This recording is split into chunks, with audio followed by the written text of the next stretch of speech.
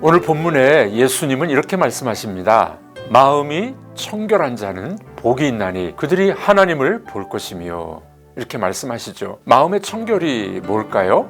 이 세상에서 마음이 청결한 사람을 찾아볼 수 있을까요? 성경의 위인도 진정 마음이 청결한 사람은 없었습니다. 누가 마음이 청결한 사람입니까? 성경에 보면 노아, 참 위대한 하나님의 사람이었습니다. 그러나 말년에 그는 술에 취해서 실수를 합니다. 아브라함 역시 훌륭한 믿음의 사람이었습니다. 그러나 때때로 그는 믿음이 부족한 것을 볼 수가 있습니다. 모세 같은 하나님의 사람도 때때로 혈기를 이기지 못하고 실수했습니다. 때로는 하나님의 명령을 불순종한 때도 있었습니다. 고난을 이긴 대표자 욥 같은 사람도 이긴 듯하게 보이지만 사실은 그가 자기의 태어난 날을 저주하는 것을 볼 수 있습니다. 역시 그는 온전한 청결함이 없었습니다. 마음의 청결이라는 것이 뭘까요? 원문대로 보면은 카타로스라는 말을 씁니다. 심리학 용어의 카타르시스와 같은 의미로 사용되었습니다. 청결한 마음은 깨끗해진 마음, 정화된 마음을 의미합니다. 그러면 어떻게 해야 우리의 마음이 청결해질 수 있을까요?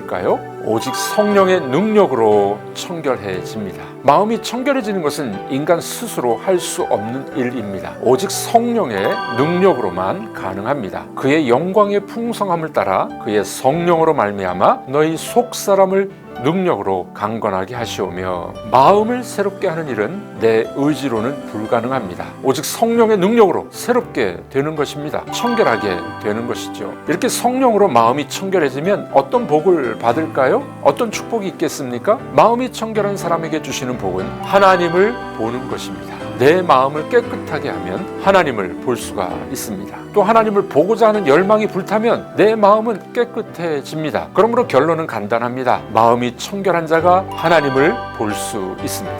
야고보가 야고보서 4장 8절에 이렇게 말씀했습니다. 하나님을 가까이 하라. 이 말은 하나님을 가까이 가서 보라는 의미입니다. 이어서 그는 이렇게 하기 위해서는 다음과 같은 조건이 있다고 말씀합니다. 죄인들아 손을 깨끗이 하라.